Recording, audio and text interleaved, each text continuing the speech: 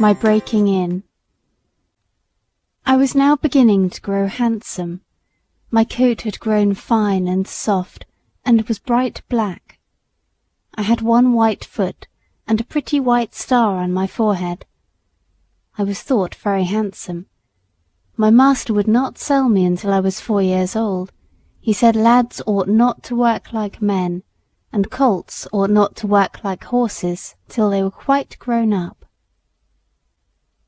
When I was 4 years old, Squire Gordon came to look at me. He examined my eyes, my mouth, and my legs. He felt them all down, and then I had to walk and trot and gallop before him. He seemed to like me, and said, "When he has been well broken in, he will do very well." My master said he would break me in himself, as he should not like me to be frightened or hurt, and he lost no time about it, for the next day we began. Everyone may not know what breaking in is, therefore I will describe it. It means to teach a horse to wear a saddle and bridle, and to carry on his back a man, woman, or child. To go just the way they wish, and to go quietly. Besides this, he has to learn to wear a collar, a crupper, and a breeching, and to stand still while they are put on. Then to have a cart or chaise fixed behind, so that he cannot walk or trot without dragging it behind him. And he must go fast or slow, just as his driver wishes. He must never start at what he sees, nor speak to other horses, nor bite, nor kick, nor have any will of his own, but always do his master's will, even though he be very tired or hungry. But the worst of all is, once his harness is on, he may neither jump for joy nor lie down for weariness. So you see, this breaking in is a great thing. I had of course long been used to a halter and a headstall, and to be led about in the fields and lanes quietly. But now I was to have a bit and bridle. My master gave me some oats as usual, and after a good deal of coaxing, he got the bit into my mouth and the bridle fixed, but it was a nasty thing. Those who have never had a bit in their mouths cannot think how bad it feels. A great piece of cold hard steel, as thick as a man's finger, to be pushed into one's mouth, between one's teeth and over one's tongue, with the ends coming out at the corner of your mouth, and held fast there by straps over your head, under your throat, round your nose, and under your chin, so that no way in the world can you get rid of the nasty hard thing. It is very bad. Yes, very bad. At least I thought so, but I knew my mother always wore one when she went out, and that all horses did when they were grown up, and so, what with the nice oats, and what with my master's pats, kind words, and gentle ways, I got to wear my bit and bridle. Next came the saddle, but that was not half so bad. My master put it on my back very gently, while old Daniel held my head. He then made the girths fast under my body, patting and talking to me all the time. Then I had a few oats, then a little leading about, and this he did every day, till I began to look for the oats and the saddle. At length, one morning, my master got on my back, and rode me round the meadow on the soft grass. It certainly did feel queer, but I must say I felt rather proud to carry my master, and, as he continued to ride me a little every day, I soon became accustomed to it. The next unpleasant business was putting on the iron shoes. That too was very hard at first. My master went with me to the smith's forge, to see that I was not hurt or got any fright. The blacksmith took my feet in his hand, one after the other, and cut away some of the hoof. It did not pain me, so I stood still on 3 legs till he had done them all. Then he took a piece of iron the shape of my foot, and clapped it on, and drove some nails through the shoe quite into my hoof, so that the shoe was firmly on. My feet felt very stiff and heavy, but in time I got used to it.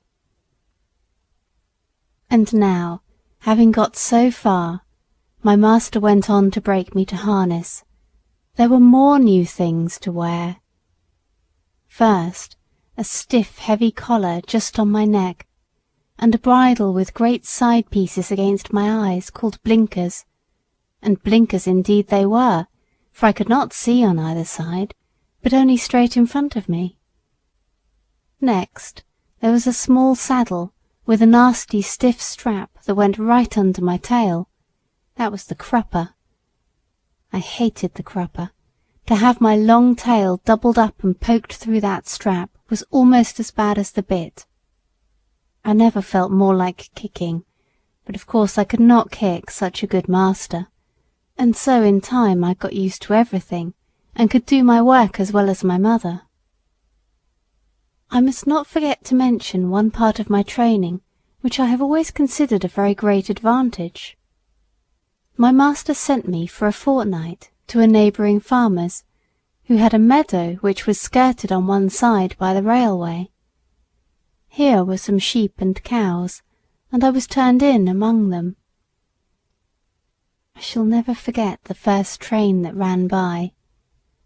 I was feeding quietly near the pales which separated the meadow from the railway, when I heard a strange sound at a distance, and before I knew whence it came, with a rush and a clatter and a puffing out of smoke, a long black train of something flew by, and was gone almost before I could draw my breath. I turned and galloped to the other side of the meadow as fast as I could go, and there I stood, snorting with astonishment and fear. In the course of the day, many other trains went by, some more slowly.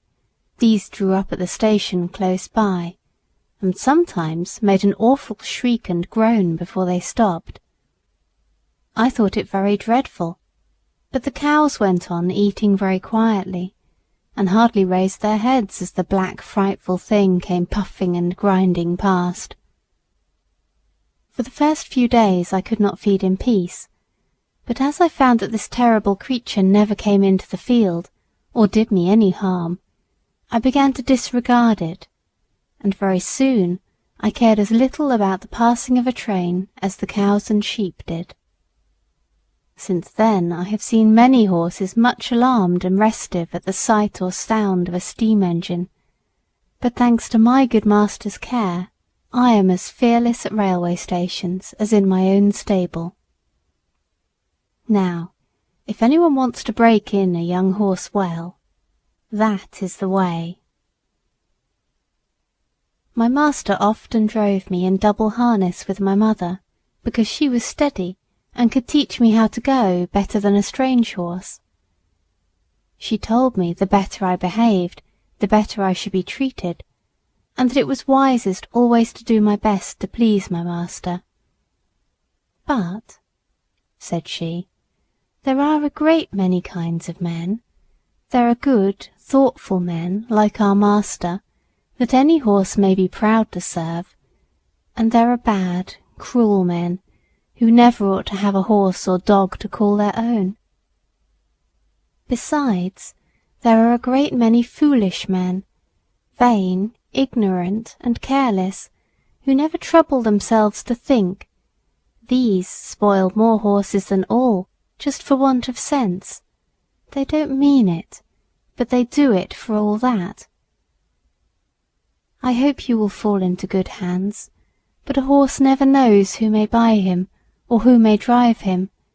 It is all a chance for us, but still I say, do your best, wherever it is, and keep up your good name. End of chapter 3.